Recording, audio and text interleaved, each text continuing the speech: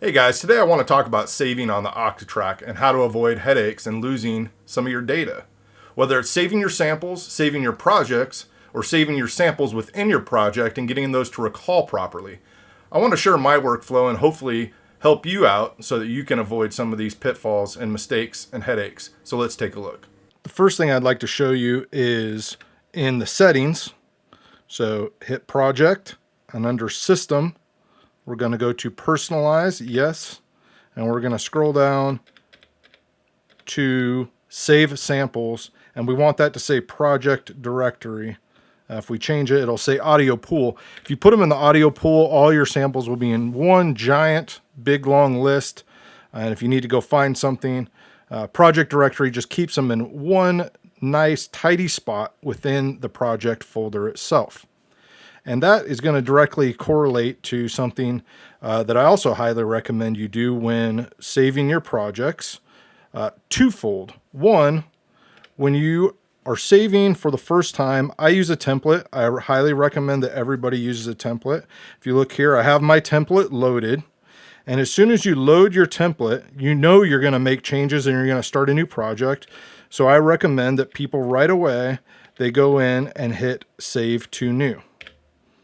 And that's going to allow you to rename it from your template. So we'll just put in a new name there.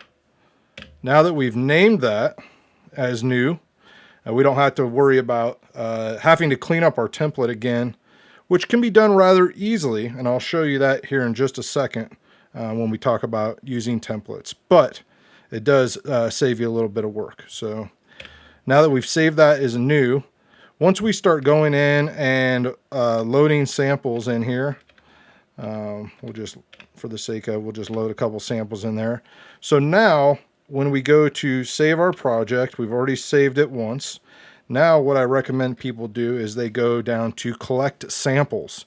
And this is, this would be very similar for Ableton users to the collect all and save function, which just scoops up all the samples that you've used, that you've imported, and it'll duplicate them into the folder that you're using now. So they're in the original folder where you might have imported them from your sample libraries that you have saved on your card and whatnot, but it'll scoop them up and put them all within that project. That makes it really easy to locate those if you want to move those stems over to Ableton later on, or just to have them all in one place to be able to back up, to share a project, load it on another Octatrack, and those kind of things. Now, in respect to what I was speaking of earlier about loading your template, if you have your template loaded, and a lot of times what people will do is they load their template, and all of a sudden there's a bunch of samples loaded in there. There's a bunch of stuff they were working on the last time, and they can't figure out exactly why that happened or think their template is ruined. When you've loaded up your template, you just need to go to project and hit reload, and that will reload the last saved state.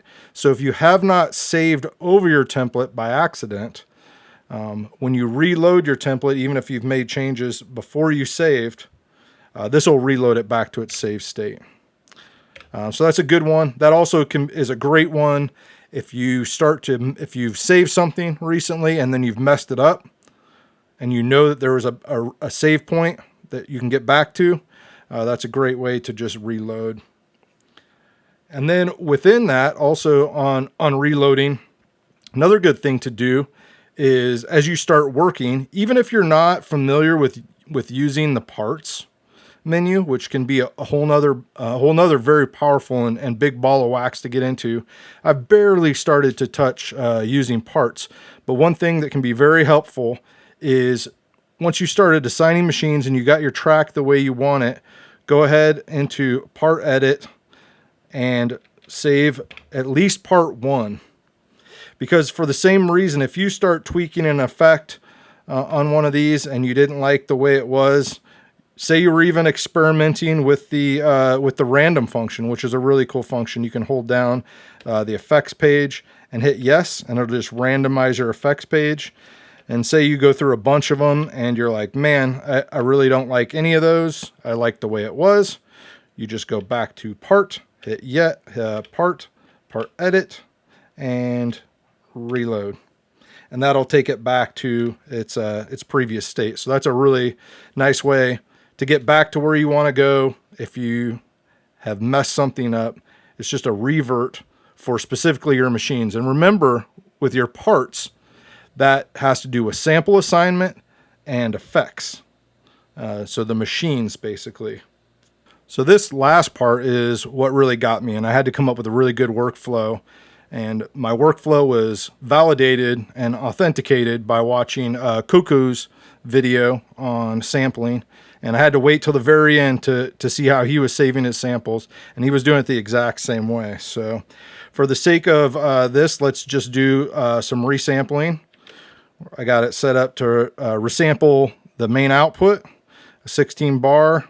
We have a one-shot trig down, and let's resample. Okay, now if we go into our audio buffer, there it is.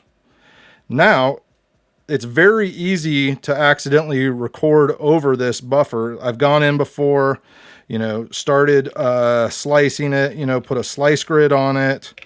Everything's fine and dandy. I'm going in and I'm sequencing those slices, having a good time. And then somehow I accidentally end up arming this track and recording it. If you can see it's still set up to record. So it's very easy to accidentally do that. And then all of a sudden I have a different recording in there, or better yet, nothing is actually playing and it actually ends up recording silence over it. So you can see if I play this now, I accidentally recorded those extra steps that I had put in there when I was messing around with the sequencer over it, and now I've ruined that pretty loop that I had. So let's record that loop one more time. Okay, now as soon as I record something, the first thing I do before I do anything else, and this will lock it in for you, is I'm going to go to File, and I'm going to go down to Save and Assign Sample. When I go to Save and Assign Sample, I'm going to rename it. I'm going to hit Yes, and then I'm going to go Assign to Free Flex. And you can see it assigned it to Flex 3. Now, if I go in and I look at my track 3, it's still set to recording buffer 3, so it's not going to play. Well, it will play, but it'll play from the recording buffer. And anything that I do to it, I'm going to have the same problem because I'm not assigning that sample that I just saved. So immediately after saving and assigning sample, we saw that it went to buffer 3. I'm going to go to that, and then I'm going to go down to not buffer 3, but flex slot 3, and you can see that's where our sample is. Now, when I have it in there, now I know that my sample is saved, and anytime I do anything to it, when I do the collect all and save, the collect samples that I showed you guys, it's going to be saved in there. So that's the key. Just to recap one more time, because I know this can be rather confusing. If we're up here and we're using record buffer 4, and we record something, and obviously there's not going to be anything in there at this time, but we're going to go down and we're going to go save and assign sample immediately after you record something. Save and assign the sample, rename it. We'll just keep that name, and then assign to free flex. Watch and see which flex it assigns it to. It's going to assign it to flex 4. You would think that it would be assigned already, but recording buffer 4 is still assigned. Go into it, double click, and go down to flex 4 and assign that. And it's giving me an error because there was nothing actually recorded in there. But we're going to go ahead and assign that, and then you won't see recording buffer 4 anymore. You'll see your tracks. So I hope this was helpful. Please let me know if you have any questions.